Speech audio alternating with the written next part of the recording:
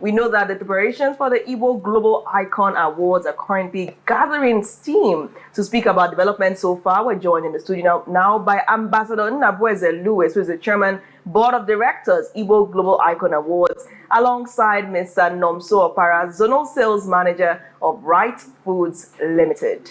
Thank you for joining the show today. Good morning, guys, and welcome. Welcome. Yeah. It's always so good to see you, because all we can think of is the Igbo Global Icon Awards. So let's just try to reconnect. Okay. Since the last time we had you here in the studio versus now, how far have preparations gone? What are the different, shall we say, networks that you've been able to connect with?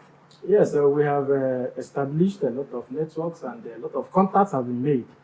And I will not lie to you that I'm enjoying it. You look like really enjoying it. I don't know that people will turn out to, embrace us and welcome the development of Igbo Global Icon Awards, because some have been telling me this is what they have been clamoring to have. They have been longing to have.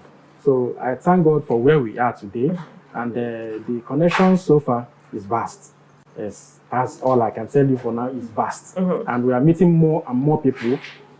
Incredibly Igbo elites who knows the onions of what we are doing. Right. So we are meeting them day in, day out as we go. And we suppose that Mr. Nomso is one of the people that you've met in the process of this. So tell us, Mr. Nomso, how do you come in as the Zonal Sales Manager of Rite Food Limited?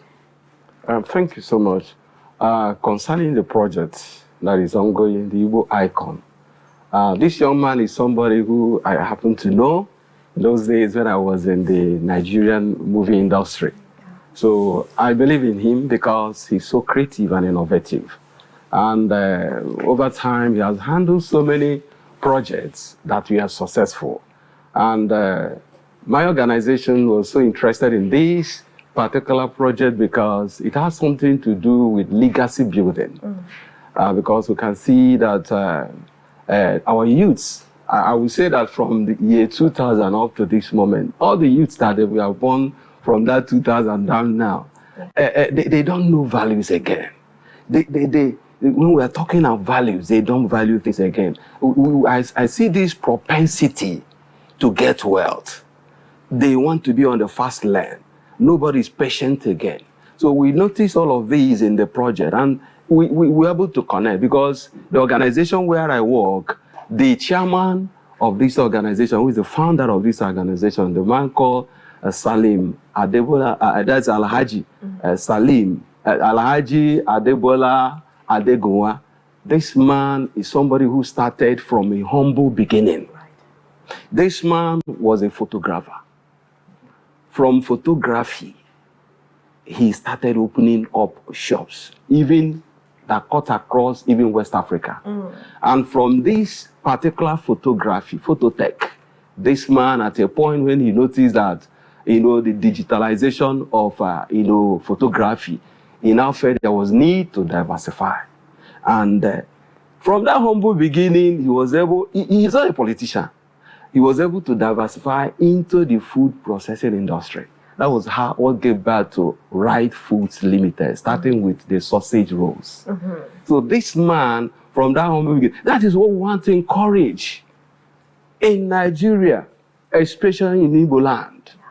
If people to understand that patience, that integrity, that hard work is the core value of an Igbo man. Mr. Louis, let's come back to you now. What do you suppose is driving this attitude of, let's bring it down to local parlance now, soft work, quick wealth? What are the key drivers? Why are people trying to make it fast? Not even necessarily through smart work or hard work. They just want it by any means possible, and usually going the wrong way just to get it. You know what it's called, right? Yes, last time I was here, I talked about one factor, which came from us that are in the movie industry.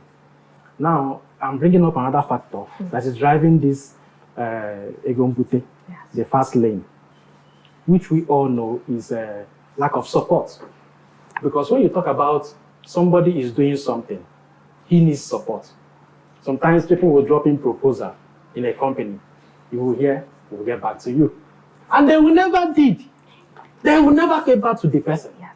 It brings down the person's morale and everything. Do you understand? So our youths have come to a level of they are getting biased, they are getting discouraged by trying to push. They are pushing, they are not getting support, they are not getting enough. Do you understand? So they now see the digital world coming into place. It is a go-get for them. So if you are now talking about let them follow due process, it will be like you want to drag them back. But we have no other option. We still need to let them know that what we are doing and what we are telling them is still the key factor and the value of life.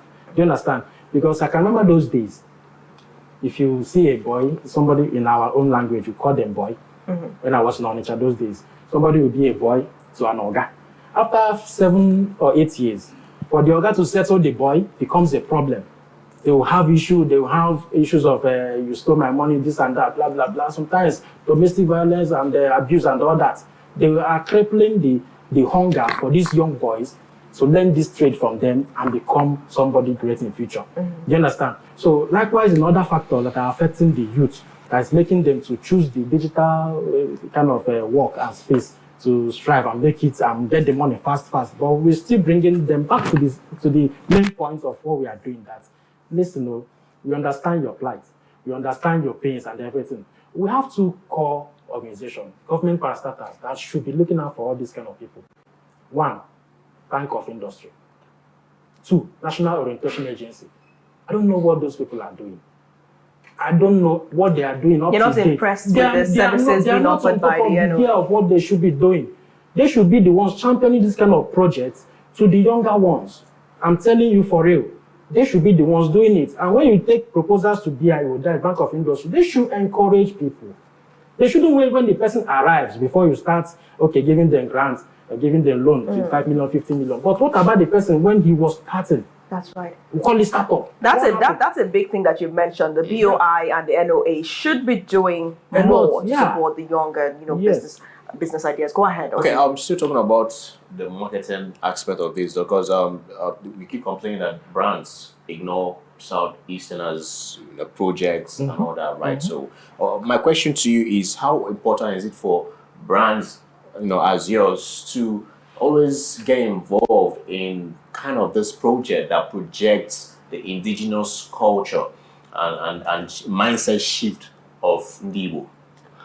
Thank you so much. One thing that is important is that most of the organizations, just like our country and even other countries, they do what we call budgeting.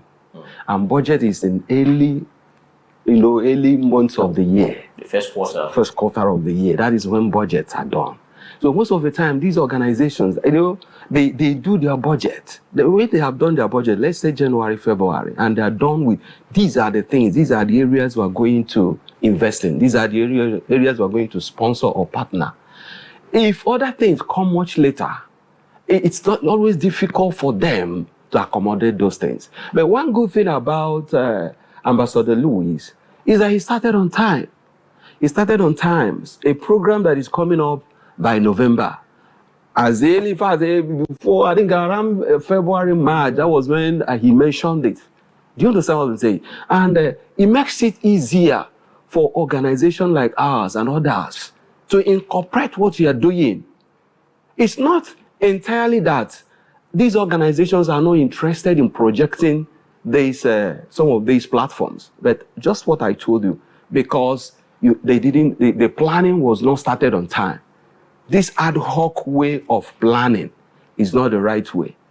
So, but I thank God for this young man that he's sensible enough and had to start on time.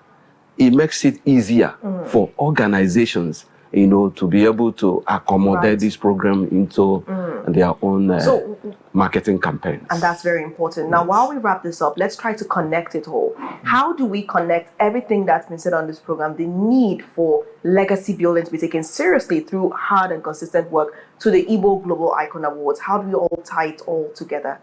Okay.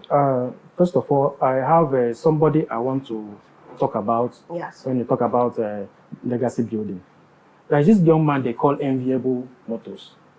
I don't know if you have heard of him, Enviable Motors. He started, when I read his history, I saw 12, 13 years when he was still hiring keke napep.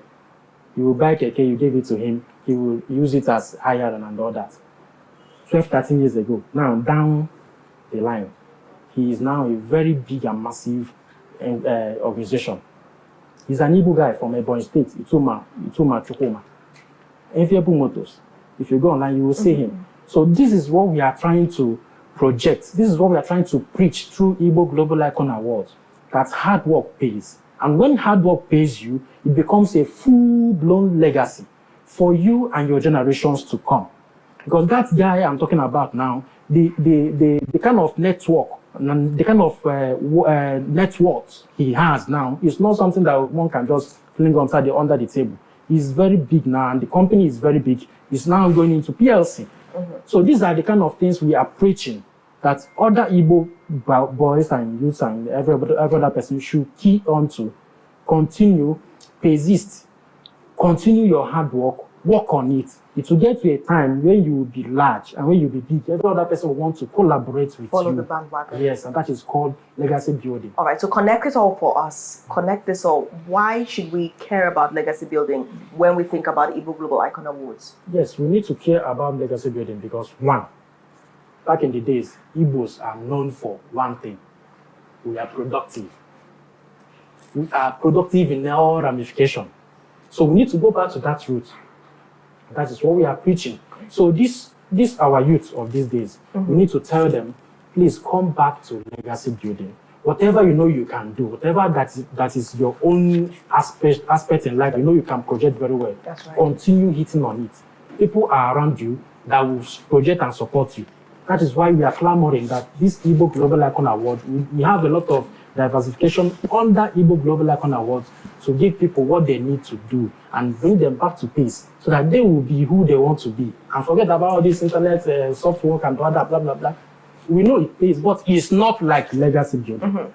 All right, so now have you been able to decide on a date in November for the Igbo Global Icon Awards? Or should we still like I said, deciding on the date is something that will be done maybe by next month or thereabout. Okay. Because we are still doing a courtesy visit to airlines in Enugu and Southeast.